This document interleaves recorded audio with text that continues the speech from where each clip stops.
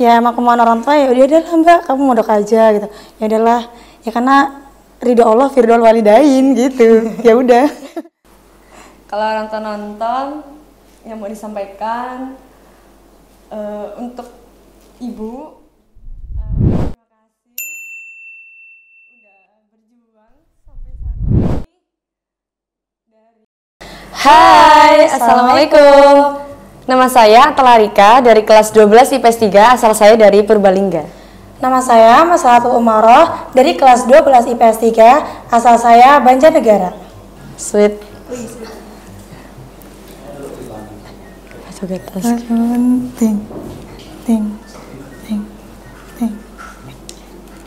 Kamu kasih tahu, kan kamu menang. Langsung. Gimana rasanya saat pertama kali masuk pondok? Sedih, seneng, gimana ya? Rasanya tuh kayak campur aduk. Kayak kita tuh nggak pernah masuk pondok, terus tahu harus mengikuti peraturan di pondok juga kan. Jadi rasanya campur aduk. Kalau kamu sendiri gimana pertama kali masuk pondok? Sama seperti kamu, kayak pertama tuh rasanya ya sedih, sebenarnya tuh sedih juga karena mungkin jauh dari orang tua juga kan. Tapi ada rasa senang juga karena ya masuk pondok, karena nggak semua orang kan bisa masuk pondok kan. Jadi kayak senang, sedih juga, ya campur aduk juga seperti kamu. Siapa teman pertama yang dikenal saat masuk pondok? Pertama kali kenal, saya tuh ada yang waktu pertama kali waktu daftar itu ada satu namanya Anida Karima. Dia juga orangnya dari Ngapak juga tapi beda daerah. Kalau kan dari Banjarnegara, kalau dia dari Wonosobo. Dan fun fact-nya kita juga sama tanggal lahirnya. Aku kan tanggalnya tanggal 7 Mei, dia juga 7 Mei, cuman beda, aku kayaknya siang, dia kayaknya malam gitu. Kalau misal kenal waktu udah masuknya di sini tuh ini Valen Febrina Syafa. Itu juga dulu sekamar sama aku waktu kelas 7. Terus kita juga yang kelas bareng. Kita kelas bareng gak sih? Iya, kita kan sekelas bareng ya. Iya, 7, kelas 7 lah. 7E. Kalau kamu teman pertama kamu kenal di sini siapa? Kalau teman pertama pas PSB udah lupa ya, karena dia juga nggak lanjut di MBS. Tapi kalau misalnya teman pertama kali masuk di pondok itu namanya Aisyah Najimah Nadira. Tapi sekarang Nadira ini udah jadi alumnus di SMA Teladan. Sekarang dia udah nggak lanjut di MBS. Gitu sih.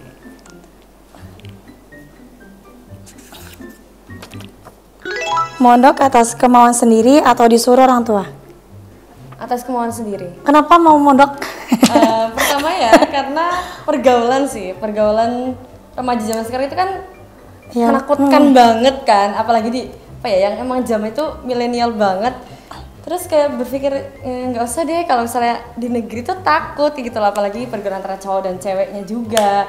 Dan sekarang juga udah banyak kasus-kasus yang bikin kita tuh nggak dulu deh untuk berteman sama yang terlalu dekat dengan lawan jenis atau gimana. Jadi lebih ke mau sendiri untuk masuk pondok sih, biar terjaga aja sih pergaulannya, dan juga poin plusnya kita bisa belajar agama di dalam juga. Kalau kamu sendiri? Ya, sebenarnya tuh dua-duanya sih, bisa kemauan sendiri, bisa disuruh orang tua. Ya itu, sama seperti kamu yang mungkin emang apa ya, yang kita dapatin di pondok tuh nggak semua dapat di luar gitu. Juga yang mau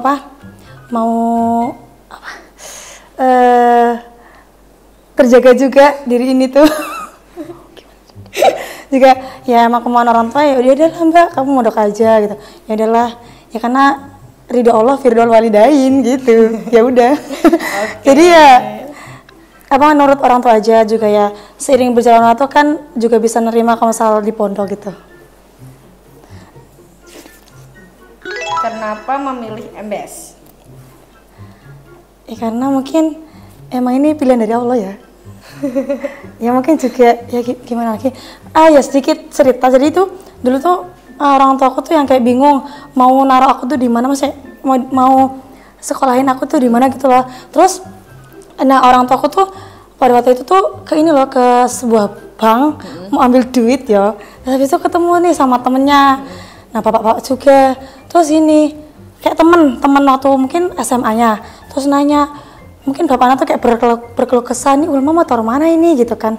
Habis itu cerita nih sama temennya, sama teman beliau. Habis itu gini, yaudah kalau enggak teman beliau tuh bilang gini, kalau enggak ini aja di pondok MBS tuh Jogja gitu. Ya udah langsung daftarin, nanya-nanya tentang MBS Jogja juga kan.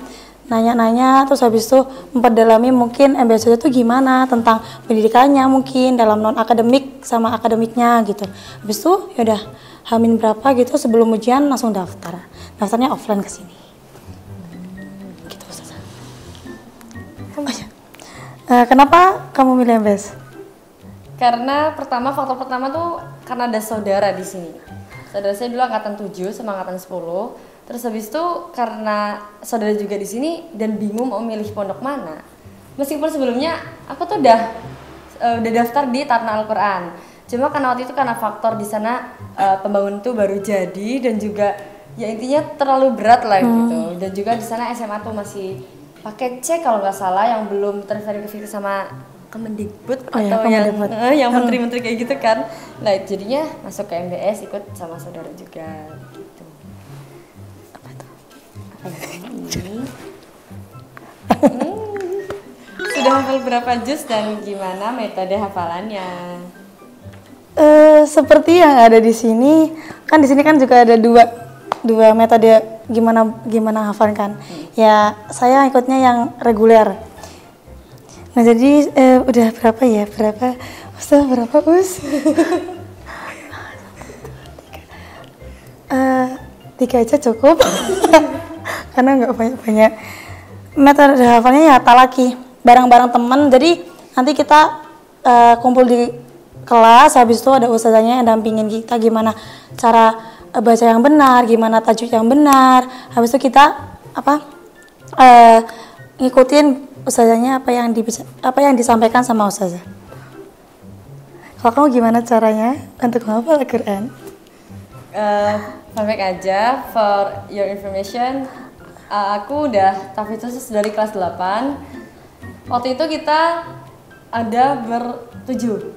Tapi ketika kita kelas 9, corona kan itu, satu persatu teman saya hilang. Udah mulai keluar dari tahfidz khusus. Dan akhirnya tersisa aku sendiri di tahfidz khusus yang anak lama sampai sekarang. Alhamdulillah ini udah jalan mau ke 10. Kalau keren banget. hafalannya Sunde. Kalau metode hafalannya dulu itu waktu SD aku tuh masuk ke rumah Quran. Terus di sana diajar sama syekh sama ustadz-ustadz yang emang hebat juga. Beliau mengajarkan metode umi dulu itu. Sampai akhirnya metode tajwid juga sama metode-metode hafalan yang kita jadi tuh hafalannya itu kita mengingat surat terakhir sama surat awal baru nanti tengah-tengahnya. Nah, gitu. Kalau untuk talaki sendiri baru tahu metode talaki itu di MBS. Kalau untuk hafalan sendiri saya tuh biasanya menghafal itu artinya dulu. Jadi memahami artinya dulu, artinya paham baru nanti menghafal Arabnya, baru menghafal Al-Qur'annya. Keren banget ya, semoga doakan saja saya ikut berstudi ya. Ya, alhamdulillah sekarang teman tahfidz khususnya udah banyak juga, udah nggak sendiri lagi, udah banyak dari yang lain juga. Meskipun ya yang teman-teman yang dulu sudah tidak bersama saya lagi, nggak apa-apa sih. Oh ya. Apa aja sih kegiatan yang ada di pondok? Kegiatan di pondok apa ya? Mencuci. Iya, itu mah kewajiban kayaknya. Kegiatan di pondok itu kalau aku pribadi sendiri ikutnya aku kader di Tapal Suci juga, ikut organisasi itu. Gimana ya, kegiatan di pondok itu banyak sebenarnya. Seru juga ya? Seru juga kan? Seru juga. Di pondok tuh seru juga. Belum pas IPM itu ada ya kafetaria, ada seminar-seminar, ada SPF, ada apa lagi nih? Mahadharah Kubro. Terus ada kemarin Gebiar Kemerdekaan itu juga sebagai penutup acara akhir tahun angkatan kita kan. Kalau kamu sendiri kegiatan di pondok apa aja? Sebenarnya tuh banyak. Aku juga ikut organisasi. Ya mungkin emang IPM kan wajib kan buat kita kan untuk kelas 11. Kalau misal lainnya juga ada. Aku juga kader, juga aku deka. Ya banyak. Kalau di kader kan ada Mufas Cup, itu Mufas Cup. Terus UKT juga. Itu banyak banget. Terus ada kalau misal di deka tuh ada Kemah Akbar, KAP gitu. Sebenarnya tuh di pondok tuh banyak banget kegiatan. dan seru juga kalau misalnya kita menjalani dengan Ikhlas. gitu. Seru banget tahu di pondok. Jadi harus mondok ya. Iya, harus mondok pokoknya. Apa yang bikin antum betah di pondok? Karena banyak teman juga. Kalau misal mungkin menurutku kalau misal kita emang udah enak sama teman-teman di lingkungan kita, yang bikin anak pondok bikin anak betah gitu loh. Juga mungkin gara-gara kalau misalnya di pondok kan ngalir itu ininya. Enggak sih, enggak canda bercanda. Tapi ya bener kan? Iya sih. Makanya kalau jadi anak pondok itu pulang-pulang pasti membawa setumpuk fulus ya. Yang itu semua dari pade, bude, kakek, nenek mengalir semua itu uangnya. Ya itu salah satunya. Kalau kamu gimana? Pertama ya sih teman sih, karena di pondok itu kita kenal semua teman dari Berbagai berbagai daerah dan tahu kayak oh ternyata teman dari Darin tuh bahasanya kayak gini, kayak gitu, sifatnya kayak gini, jadi tahu gitu. Terus juga salah satunya yang bikin betah itu ustazah aja. Ustazah yang bikin betah juga, karena pas waktu kita dapat ustazah emang enak itu kayak kenikmatan yang gak boleh didustakan sih, kayak emang itu Masya Allah banget ya kalau dapat ustazah yang enak banget itu emang harus dimanfaatkan dengan baik. Bukan dimanfaatkan dalam artian kayak gitu ya, tapi dimanfaatkan dengan baik. Gitu.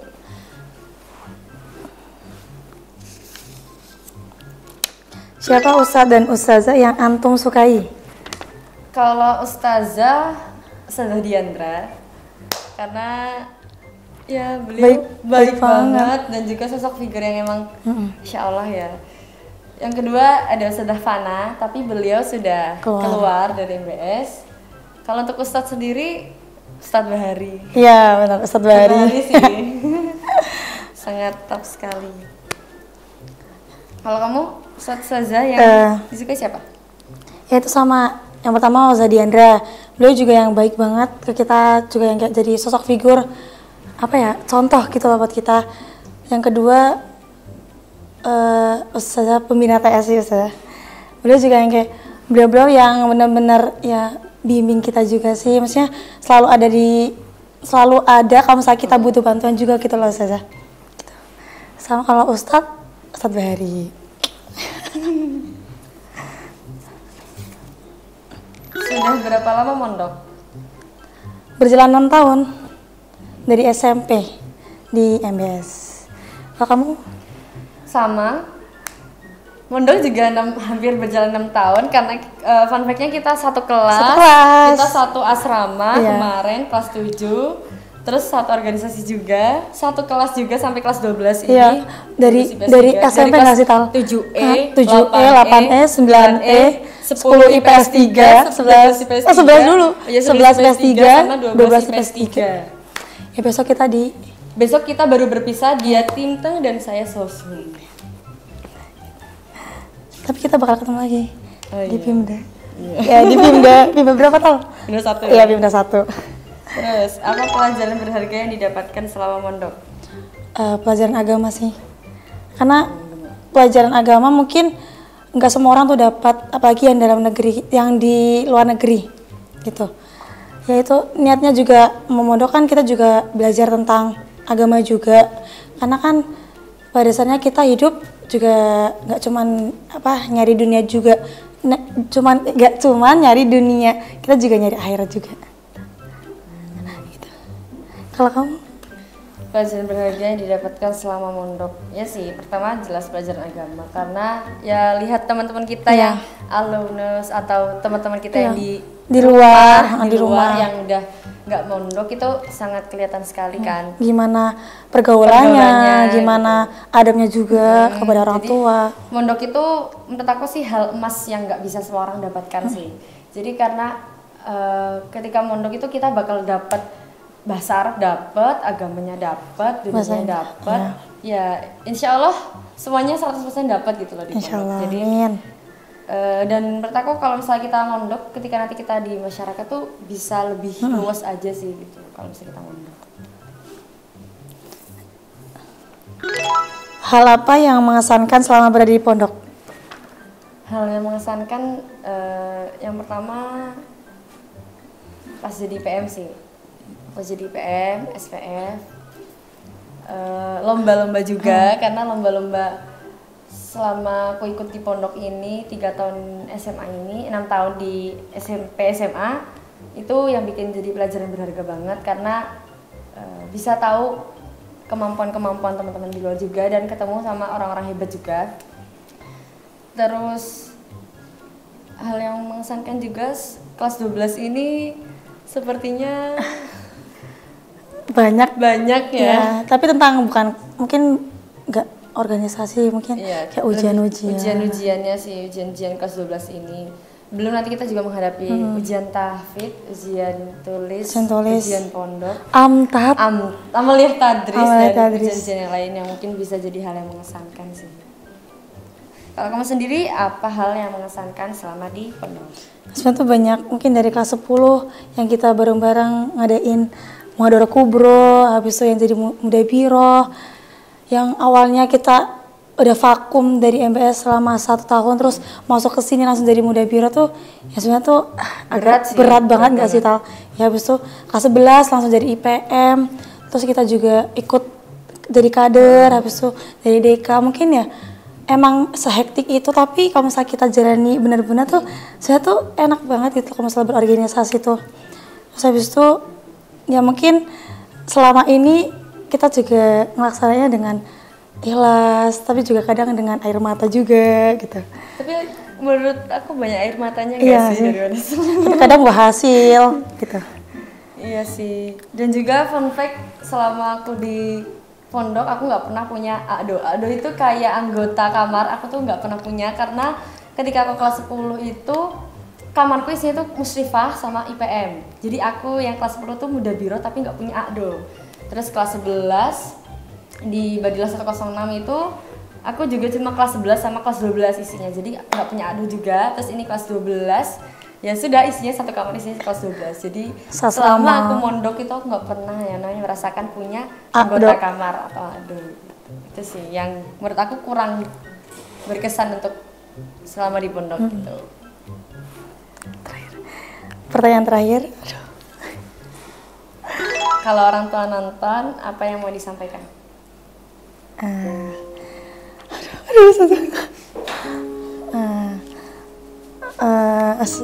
Untuk mama dan papa,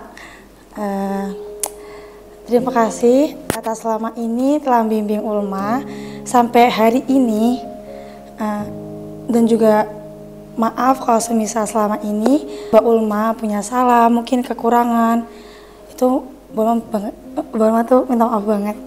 Belum bisa jadi anak yang mungkin dipengenin sama mama sama bapak gitu. Ya doain saja semoga agenda kelas 6 ini lancar. Semoga Allah selalu menyertai kita. Ya amin. Anak nangis. Terima kasih banget sih Ma lah udah berjuang bareng-bareng. Makasih juga, makasih banyak pokoknya. Nggak bisa. Kalau orang tua nonton yang mau disampaikan untuk ibu, terima kasih udah berjuang sampai saat ini dari aku TK sampai sekarang udah gede, sampai dari kemarin juga dari Purbalingga terus sekarang dari Jogja juga. Pokoknya terima kasih buat ibu yang udah mau berjuang. Dan untuk ayah, makasih udah mau nemenin ibu di waktu-waktu yang mungkin emang itu butuh teman di kisaran waktu 40 ke atas itu. Terima kasih udah mau berjuang bareng juga, udah mau membiayai sampai sekarang juga, udah itu ya udah banyak pengorbanan yang dilakukan ibu sama ayah juga. Terus Atta minta maaf kalau selama Atta hampir 17 tahun ini besok Oktober ini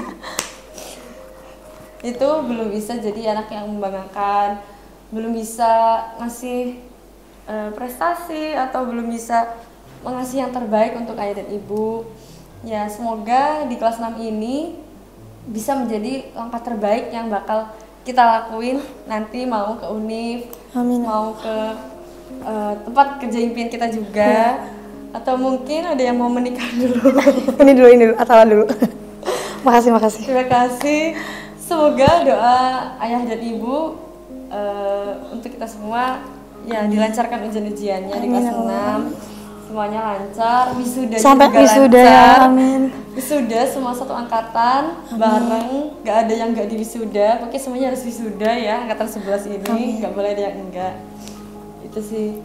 Terus sama buat papa, makasih udah nemenin Ata sampai waktu yang ditentukan. Ya udah di penghujung acara nih. Berarti kita waktunya untuk berpamitan. Sedih banget. Tapi nggak apa-apa. Kita bakal ketemu lagi di episode Santri Bercerita di episode selanjutnya. Assalamualaikum. Bye. Assalamualaikum. Bye. Assalamualaikum. Nama coy.